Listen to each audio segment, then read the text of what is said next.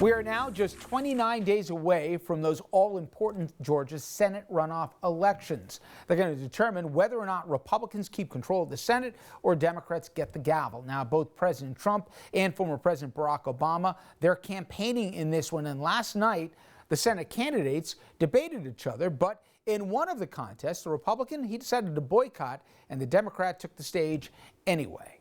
To many Georgia voters, he'll decide January 5th if Democrats will end up controlling both houses of Congress. The U.S. Senate debate Sunday evening was a must-watch. You've just heard radical liberal Raphael Warnock lie again. Like in most of her campaign ads, Republican Senator Kelly Loeffler kept calling her opponent, who's a Baptist preacher, a radical. Reverend Raphael Warnock accused her of cheating on investments while she was in office. She's continued to misrepresent my record. She's lied not only on me, but on Jesus. Loeffler, who is a strong supporter of the president, struggled to give a direct answer when asked who won the election. This process is still playing out, and President Trump has every right to every legal recourse. In the other Senate race, sitting Senator David Perdue refused to show, so Democrat Jon Ossoff stood on stage alone. Your senator is refusing to answer questions and debate his opponent because he believes he shouldn't have to. Both parties are bringing all their big guns to Georgia. President Barack Obama here virtually for the Democrats. Georgia is going to determine, ultimately, the course of the Biden presidency. President Trump rallied here in person for Republicans, but spent most of his time talking about the election that he lost. We will still win it. We will still win it. The fact remains that Joe Biden won this state by about 12,000 votes. And on this week, the state's Republican Secretary of State continued to fight back against the president's false claims of a rigged election. We've never found systemic fraud, not enough to overturn the election. And that piece showed you just some of what President Trump said in Georgia Saturday night. RFL DC field reporter Annie Andersen, she was at that rally and she got a chance to speak firsthand with some Trump supporters. Since the election, top Georgia officials have assured voters their election was secure. I know there are people that are convinced the election was fraught with problems, but the evidence, the actual evidence, the facts tell us a different story.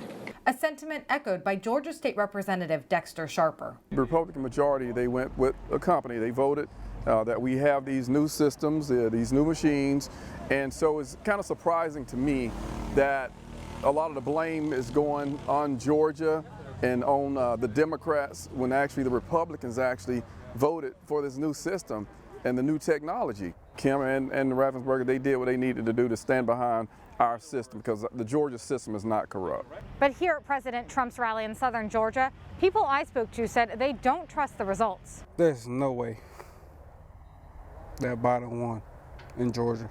There is some cheating that's been going on with the election. From the thumb drive that lady was putting in her pocket. There's just too many things that don't add up. Mathematically, statistically, it's not adding up. Saturday, Georgia Governor Brian Kemp rebuffed pressure from President Trump to call a special session to overturn the election results, a move some don't agree with. I completely support what Trump says, and Kemp has kind of came out and said he wants a signature audit and all that. I don't know if it's going to go through or what they'll do about it, but I support what Donald Trump wants Governor Kemp to do.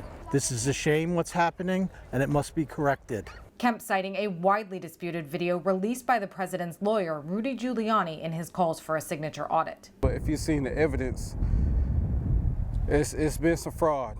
It's been some real fraud in this election in Georgia, especially. You have to go through and match the signatures and make sure all the mail-in ballots are, legit, legal. And then once all that's done, if Joe Biden was the winner, I'd accept it as long as, it was free and fair, open, transparent. Sharper saying that video is just another attempt by Republicans to put doubt into the election results. They're going to come up with some theory if they're not happy with what the results were. Georgia votes have already been certified, but Sharper is concerned the results from January's Senate runoff election will also be disputed. It has already started. They're already, ready. If the Republicans don't win, they're already saying it's just a carryover fraud. So far, more than 1 million mail-in ballots have been requested for that election. In southern Georgia, Annie Andersen for RNN. And for more, let's bring in Annie Andersen, our DC field producer. Give an idea from that rally, because it seemed pretty clear there was a mixed message of sorts being said by the president. On one hand, stop the steal, that you can't trust these rigged elections. And then conversely, he's talking about that people should turn out and vote for Loeffler and Perdue. Have you sensed that this is confusing some Republicans as to whether or not it's worth turning out in 29 days? Not the people I spoke to. When I was down in southern Georgia speaking to people going to the rally, they were very much adamant on both sides. One, they said that there was some fraud and some problems with the election. They wanted either a redo of the election or to verify the signatures on the mail-in ballots. They didn't trust those. But on the other hand, they were all set to turn out to the polls and cast their vote in this runoff.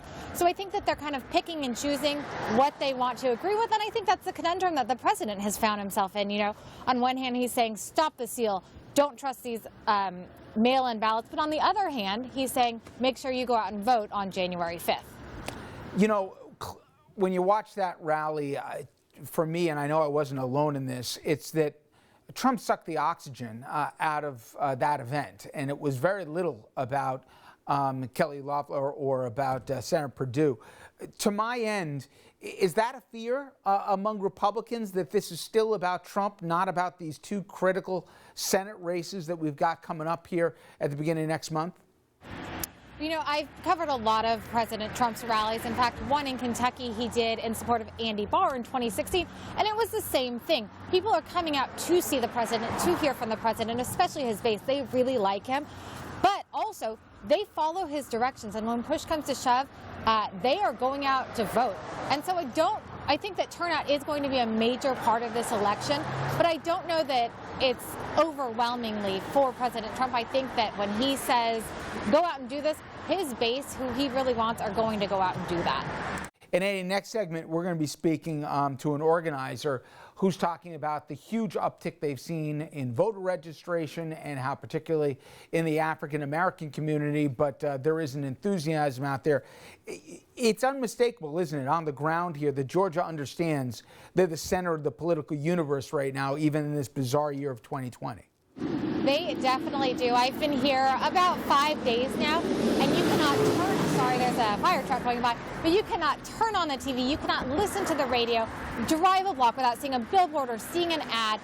The yard signs are everywhere. People here in Georgia know that this election is not over, and they know that this January 5th election is huge. And again, it is everywhere. You don't go a block without seeing a yard sign of some sort. So people here know that this election's coming. Absolutely. Annie, great job. We'll be talking to you soon. Thank you. And when we come back, folks, Georgia, it turned blue for the first time in nearly 30 years in November. That as Biden beat Trump in what was once, and not too long ago, a very deep red state. After the break, one of the leading figures on the ground who helped drive that record turnout, she'll join us to discuss.